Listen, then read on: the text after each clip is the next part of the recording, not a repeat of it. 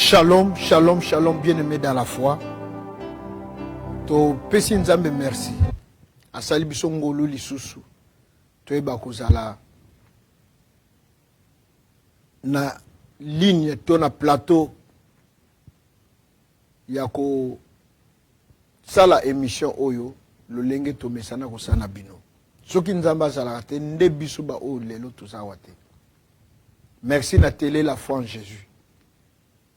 Esali biso ngolo na nzela na yango nde biso tozwi libaku ya komona nepa na bino. Pe merci na bino bande konzamba pambola bino pona patience pe kozela kolinga koluka pe kotala biso pe kosala biso confiance. Nzamba lola kanisa la bino.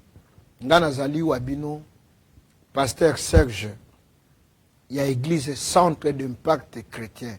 Centre d'impact chrétien ezali bongo na Bruxelles na gare du Midi. Adresse na biso ezali avenue ou rue Théodore Verhagen. Théodore Verhagen numéro 196 202. Ezali bongo na 1060 Saint-Jules. Mais à partir de la gare du Midi, sous un transport public aux tram 81 au Ezokende direction Montgomery. Premier arrêt babengi yango Suède, deuxième arrêt babengi yango avenue du Roi, de place biso tozali.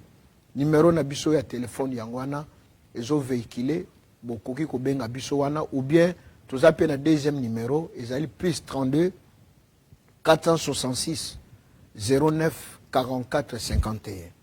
Plus 32 466 09 44 51. Bien-aimé tozo bondela poto banda message na biso. Nzambe na lola kolona nkembo na zongisi lokumu matondo masanjoli. La Bible dit ceux-ci ont leur char, ceux-là ont leurs chevaux. Nous n'avons que toi. Nous invoquons le Dieu d'Israël. Papa to tikala kakanayo, tozla kakanayo. Permettez na poko le lobano e kango la biso, e bimisa biso na molili, ba voile koya, e longo la biso soni. Papa toyeba koseka pe kosepela. Oyo nyonso ezali ayo te toranda ngu nul et sans effet na kombo na Yesu nde tobondeli amen. Bien-aimé, le thème de ce soir c'est le décret. Un décret.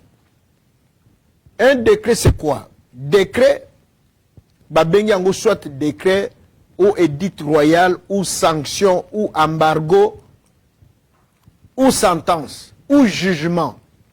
Mais par définition, décret est une opinion exprimée avec une certaine autorité. Décret elingi kolakisa une opinion exprimée avec une certaine autorité. Décret elingi koloba une décision d'un pouvoir exécutif. Décret elingi pe koloba décision moko euti na bato bazana mpifo bana nguya bana makoki ko décider likolo na bino. Décret l'inkoloba pe un jugement établi contre bino. Bien-aimé, mais décret on a le bela est spirituel. Au moins mokili ndenge tozomona ndenge tambolaka. Tozana trois sortes de pouvoir. Tozana pouvoir législatif, parlement, ba sénat où il faut ta loi. Tozana pouvoir exécutif au babengi gouvernement. Tozana pouvoir exécutif, législatif. Tous en a trois sortes de pouvoir, mais Moussoussou échappé. Judiciaire, pardon. Ba magistrat, ainsi de suite. Bien aimé, monde spirituel. Monde ya moulili, pétambo la kabongo. Un décret. Bien aimé, ezali jugement. Oyo ba prononcer, ou bien ba prendre acte contre vinayo. Et cause à la vie nayo, et cause à la famille, to tribu, et cause à la une ville ou un endroit, va prononcer décret. Alors, bien aimé, pour nous introduire message na biso toujours dans le livre de Daniel chapitre 4 verset 17. Yokandenge Bible lobby. Cette sentence est un décret de ceux qui veillent.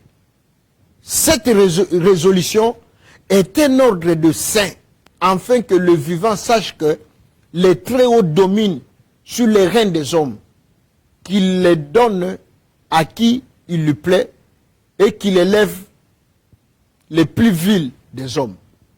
Bien aimé Balobi, boyebake, sentence oyo, décret oyo, sentence oyo est un décret de ceux qui veillent. Cette résolution est un ordre de saint. Donc bien aimé, je vous ai dit que je vous parle des choses spirituelles. Je ne vous parle pas des choses ndenge mokili tambolaka. Bien aimé, ndenge ozomona mokili zo tambola lelo boye polele ndenge pe le monde spirituel. Mais lorsqu'il y a un décret qui pèse sur ta vie, donc une sentence, une résolution, bien aimé, moyen mususu ezalité, soit bo annuler yango par une force contraignante. Force ezali kola maloba na pona ko annuler yango, ou ceux qui bo annuler yango te bozana force wana te, na puissance wana te ya ko arrêter décret wana et ko s'appliquer na vie na bino. Motoyo, le plus grand malheur est que Motoyo a prononcé décret to sentence wana contre bino. S'il est en vie, nous pouvons prier. Abongo la motema, nzamba simbaye a renoncé, toi senga pardon. Mais bon, ceux qui moutou a pesé bino sentence ou décret à koufa. Bien aimé, beaucoup les pas yanani. Alléluia, peuple de Dieu. Alors, bien aimé, tozali bon, on a trois sortes. Il y a décret. Oyo, batinda kana via moutou. Ton a famille à batu. Ton a mboka, ton a lié moko quelconque. Ordre ya liboso ezali incantation et envoûtement. Yangonde ko intéressé biso mingi lelo ba incantation to ba envoûtement na via moto. Yami ba les ali malédiction ou sortilège. Yami cette ezali décision ou jugement maléfique. Donc dans le monde de ténèbres ba sali décision ba condamner yo à mort. Ba condamné yo na servitude pénale, ba condamné yo que yé a ko simba kambongo te, yé a ko botaka te, yé a ko balaka te, c'est un décret. Mais le jugement nango esalemi wapi na ténèbres. Mbano nango epesami wapi na moi. Ba condamné yo, ba sali jugement, yo zalaki te. Ba lancé yo ba mauvais sort. Mais na moi beaucoup mona makambango et salemi. Bien aimé, ils ont trois domaines. Oyo bakoki ko lancer un décret. Likolo ya vie à moto. Domaine à liboso. On peut lancer un décret sur un lieu. Pour nous faire comprendre, bino nazana livre à Josué chapitre 6. Verset 26. Josué 6, verset 26, Bible lobby.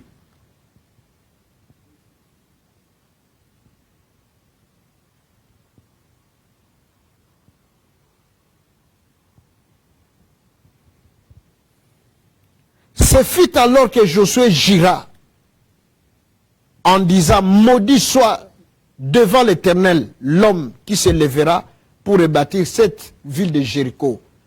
Il en jettera les fondements au prix de son premier-né et il en posera les portes au prix de son plus jeune fils. L'Éternel fit avec Josué, dont la renommée s'est répandue dans tout le pays.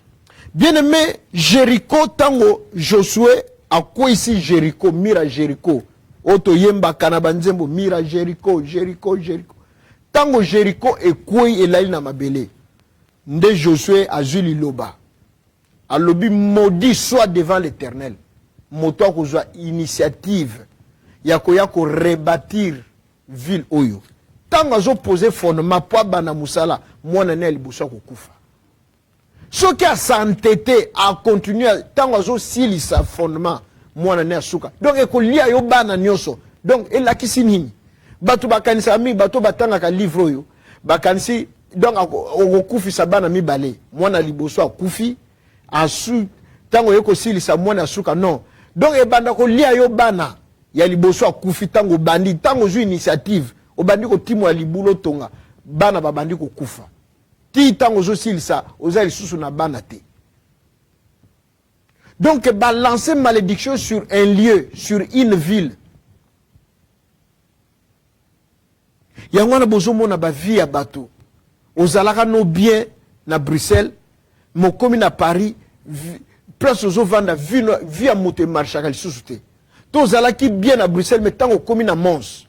Ou bien ozalaki bien na Charleroi tango komi na Mons, ou bien na Liège. Bien mais il y a des endroits balakela yango mabe.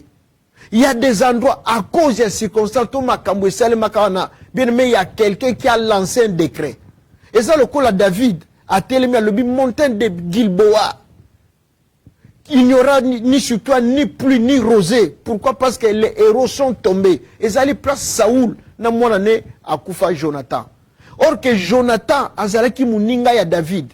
David a eu capacité à lobby montagne de Gilboa. Pourquoi? Ba héros ba kouili kolona, il fallait ba Koufa tene sika mususu. Mais awate, vous imaginez un tel endroit, ils ont porté malédiction moko quelconque.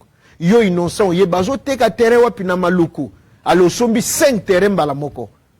Obandi ko luko tonga, bien aimé, lié bon cas ceux qui au sombi, et l'ora liboso, au commis attaqué financièrement. Au moins, tant que musale bungi, balongo na musalo, bien mbongo, bien ba faire au salaka, au koué na mai, pourquoi? Parce que eza lié aux eza maudit. Bien aimé, même au lingo somba le pango, même au soir qu'on foute là, avant kota nesika wana, benga batunanza bebaya, même chambre hôtel, obi banani balala kikuna.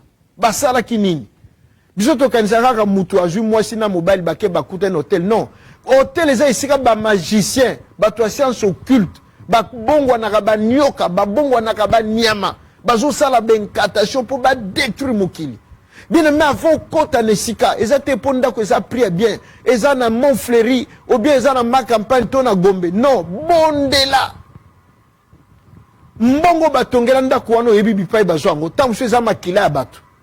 Yo eko vana ndako mobwe bando yana na bana babela kaka obie bara bakoma tetu obie bara bakoma mobulu. Pourquoi? Parce que makila oba tongela ndako wana ezonganga.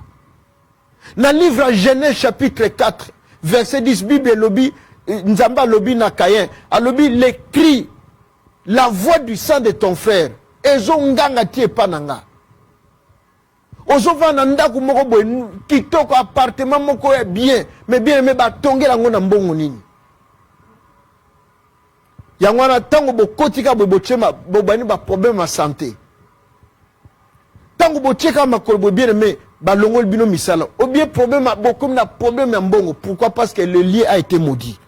Bien mais ceux qui tokeli susu na livre ya Matthieu 11 21 Yesu ye moko le grand prêtre azoloba na Betsaïda azoloba na Corazin alobi malheur à toi Betsaïda malheur à toi Corazin soki ba miracle salema ki epai na yo awa esalema kata na mboka mususu bato wana balinga babongola mitema mais yo bato bakoki kobongola mitema te. Ce sont des endroits où elakela mabe.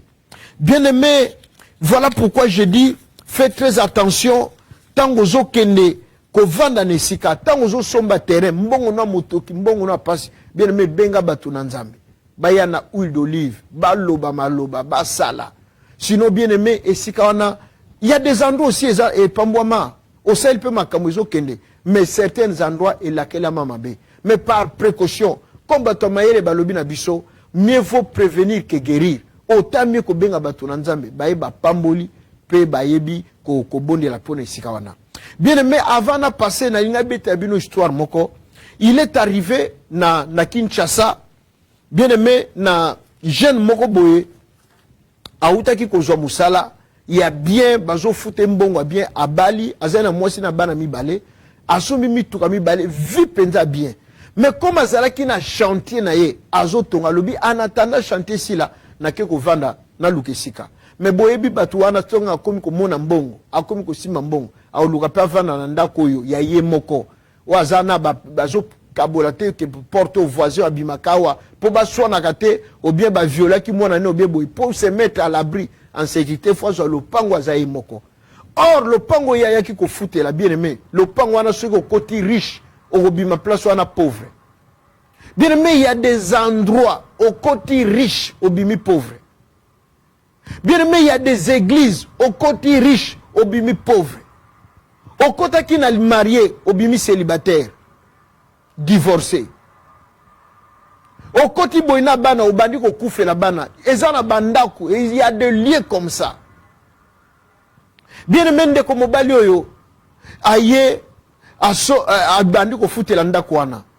Comme ça, na moi bambon na ye, ache ba peinture, ache ba climatisation, a saliboui. Mais si ko bateau ba vendre en fait na quartier, bazo tala ye, bazo mona ye, ndenga zo kende, ndenga zo zonga, pe bazo kele ma wandenga kokoma pauvre. Po ba yebi na lopango na soki okoti, obimi oke obimi kao. Okoti oke obimi kao. Bazo sekaye, bamusu bazo kele ma wandenga kozonga maboko pamba. Ndenga kozonga makolo na maboko. Bien aimé, ndeko oyo abandi ko vana na bandi ko mener vie na bien bana misala ainsi de suite. Jou mususu à perdre musala. Bazu mutuka moko bateki. Po bazo mo mbongo ba vivre ba couvrir ba nyungu. Entre temps chanter abanda otongi katani. Moi continuer zate po mbongo zate. Bien aimé, qu'est-ce qui va se passer? Descente aux enfers, donc, bakita kaka, problème sur problème, problème sur problème. Jusqu'à ce que yemo aiko sa la crise AVC. Ba meme en hôpital, tant ba meme en hôpital, mbongo a refusé l'hôpital, ils étaient moisi na bana bakimi. Mais plus tard, na kati ya lopango wana, jou mususu bato baye balobi maintenant, lopango qu'est-ce qui se passe? Nzete moko ezalaki wana babo to kata na ta nzete otoyeba eloko nini elekaka awa bien me bakati nzete babandi kotimola po bazwa nzete wana basala ngo bakoni bien me na sa nzete bamoni bakiti mibale na mesa na sa libulu na se donc batimoli libulu à peu près 1 mètre bakuti table na ba chaise mibale batu bavandaka wana batu neni bavandaka basala kanini ba chaise kanini basolo la kanini, ba décida kanini. La raison pour laquelle bomoni bato nyoso babanda kokota wana babimaka babola. Bayeko benga batu na nzambe. Bayeko sala cérémonie, bayeko bimisa milio mabe, bayeko sala délivrance pour na lié wana ezala affranchi. Attention na lieu ozo kende ko vanda. Mboka wana eza bien, ville wana eza bien mais ndako yo lingo vana na mwasi na bana. Ou bien na mobali na bana bondela lukanzambe. Deuxième lieu au domaine où bakoki ko lancer malédiction. Bien aimé, on peut lancer la malédiction sur une chose.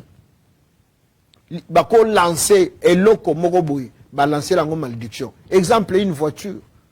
Osombi voiture moko boy, c'est tout mituka, biso bato so ba mituka occasion. Muta tambola nango oyebite. Raison zote que la nango oyebite. Et cause à la paix mutuko ba somba na makila bato. Bien aimé, tango kaka goma ekwe lobi abandeko ba zwaki mituka bakati nango na ngambo ya Rwanda. Mutu moko azokuma mutuka voler bongwani nyoka. Et bandi ko kanga na kingo. Na lobi la chose.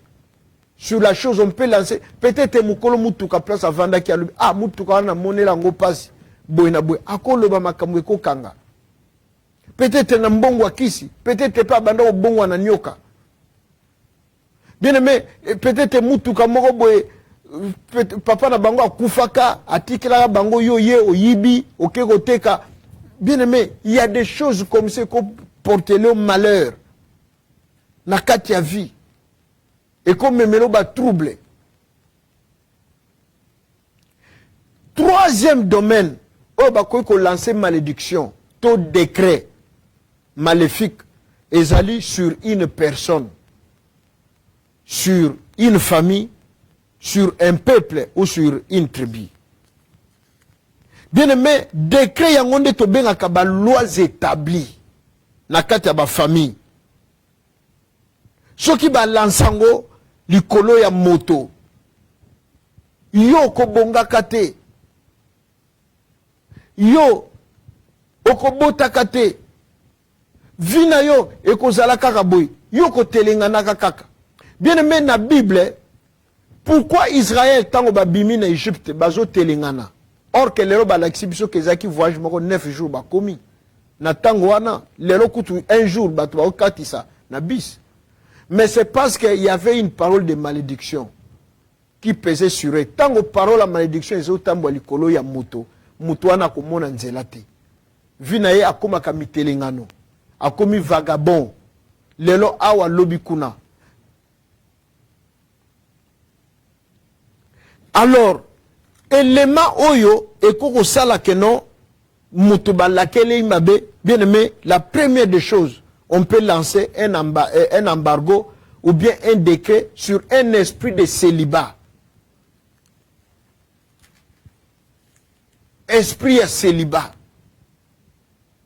Oko changer mibali, oko changer basi, mais au bas la kate.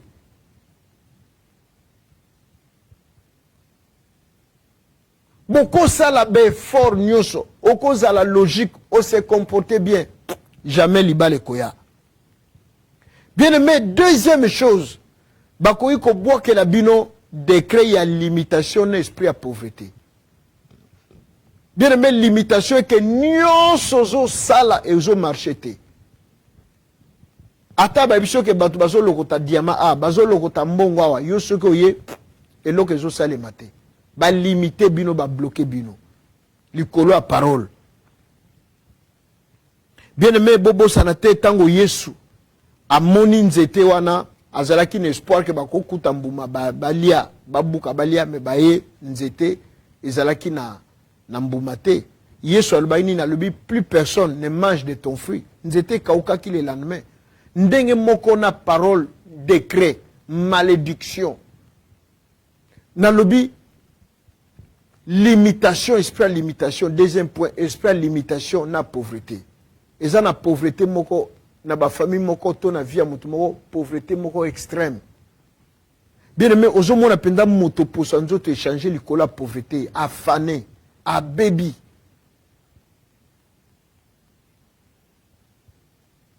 Bien aimé, ozo mona que non, même à pécho maï boyo mela, hôtel na vert ango, na échange couleur. Au comme que banque non so na mil mayo na ko bela tawa, na ko microbe bien amib. Au kuti ba famille musu place balala ka place ba vandaka. Au lobi non Seigneur Jésus-Christ de Nazareth. Ndenge ser mo wa ibsanga lobi papa, tozalaki na pauvreté moko extrême. Donc, kola la passi, kolia passi, kotanga passi. Alobi nazali na choite na 15 ans, comme nazali ki moi na liboso ya mwasi, na bandi kosala kindumba. Pona nini, pona meka kusunga baleki, na sunga na bayaya. Bien aimé, abandi ko se prostituer na âge à 15 ans. Kolongo la bazemi. Jusqu'à ce que boyebi na kisasa wana muta longoli 12 grossesses na ba hôpitaux to ba dispensaire na biso wana résultat ko zala ndenge na nzota mutu le fait a ko longole ba zemi wana e ko provoquer ba maladie ya ndenge na ndenge kaka bato babanda ko tinda ye wana a se prostituer pona bango alesa bango tango akomi maladie akomi na pasi ba boaki ba komi ko traiter ndoki. Bien aimé, troisième point, la mort prématurée. Décret, sentence, maléfique na vie à moto, et comme une mort prématurée. Lelo lobaka papa nanga akufaka, vous savez à quel âge papa na bina akufa na âge nini? Akufa peut-être na 40 ans, 47 ans, mais à l'époque, yo tellement zaine à 8 ans, 6 ans, obano monet papa zalaka mukolo non, il est mort jeune, prématuré. Mais na loba qui décret il faut qu'on annule yango ou bien vous s'appliquer. Pour na kolongo lango qu'on annule yango, il faut une force. Ouais, qu'on permettre ya qu'on annule yango parce que bien aimé, ordonnance muto a signé yango, kaka muto nda koko révoquer yango.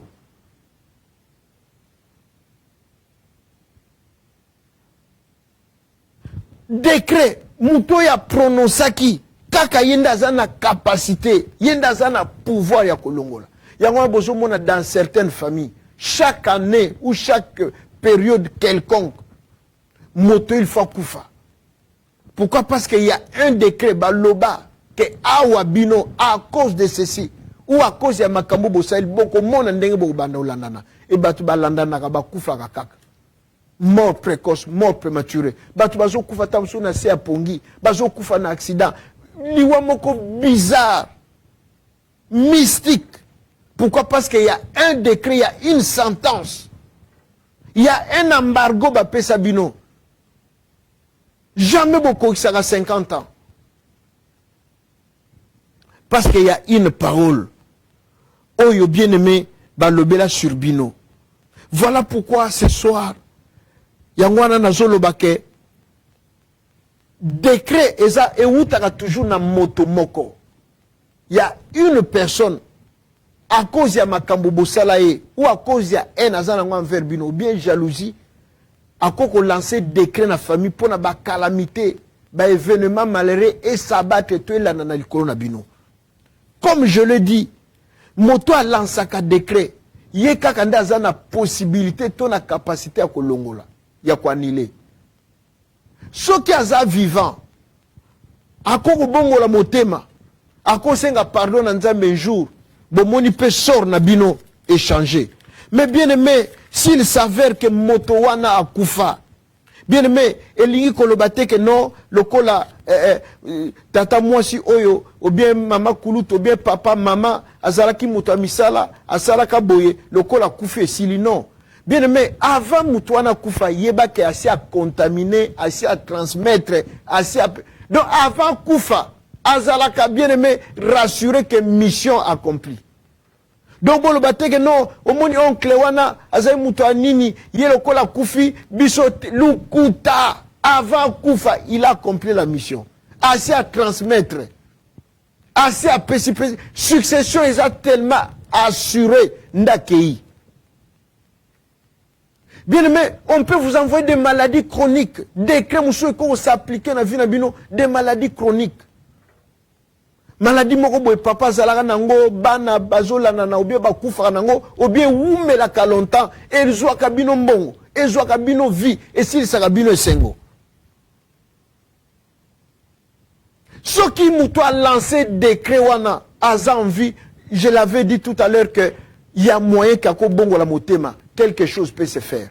Mais ceux qui ont déjà à Kokufa, ceux qui ont déjà dans le cimetière. Bien aimé, Josué, tout dans le livre de Josué, chapitre 6, verset 26, à l'objet maudit soit par l'Éternel, l'homme qui s'élèvera pour bâtir cette ville de Jéricho. Il va payer en posant les fondements par le prix de son fils aîné. Bien aimé, Josué a Koufa, mais la malédiction est appliquée. Et l'andani. Exactement parce que Motoana Koufinde Sili, non. Même à Koufi, bien aimé. Ça peut toujours s'appliquer. Bien même toqué dans le livre Esther. Aman tango sali loi. Pour ne pas éliminer Bayuda. Aman a Koufi.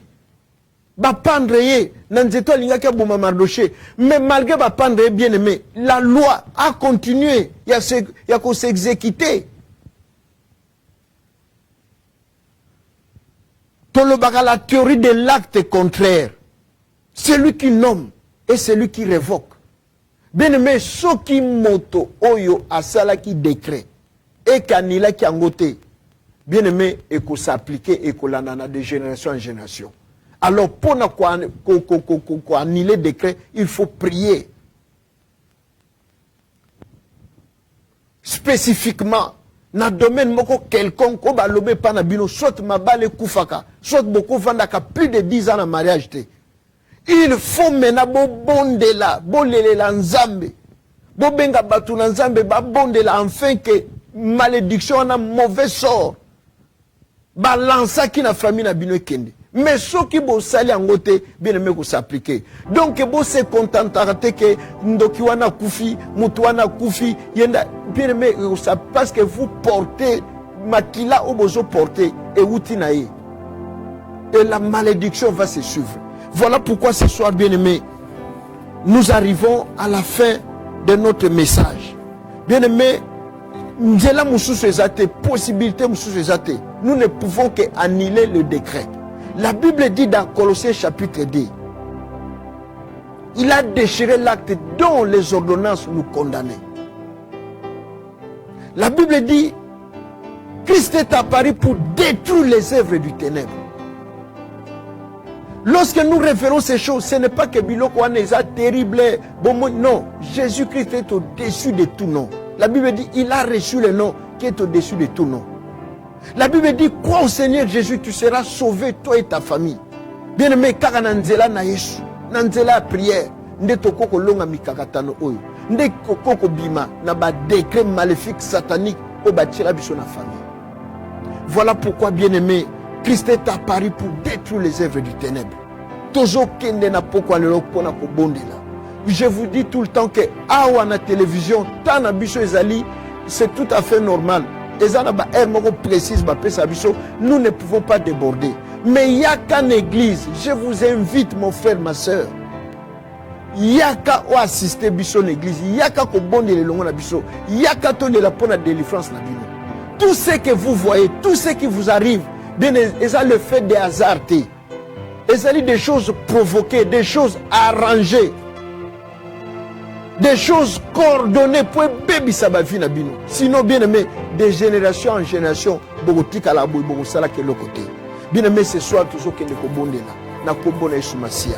S'il y a un décret qui pèse sur votre vie, sur votre famille, sur votre tribu, ou sur un lieu quelconque boya qui occupé, sans le savoir, ma kamouissel makiwana, toujours qu'il ne kwa nilango, au nom puissant de Jésus. Banda kwa nile, na kombona isu. Tobandi kwa nile, décret nyoso, embargo nyoso ba pesa bino, toujours qu'il ne kwa nile, ba sentence nyoso, maléfique, satanique, prononcé contre bino, déclaré contre bino, bo botate, bo balagate, bo kufa kanaba maladie moko, mystérieuse ou mystique, toujours qu'il ne kwa nile, au nom puissant de Jésus, ba maladie héréditaire, pauvreté extrême, toujours qu'il ne kwa nile, au nom puissant de Jésus-Christ de Nazareth, au nom puissant de Jésus, au nom de Jésus-Christ de Nazareth, au nom puissant de Jésus-Christ.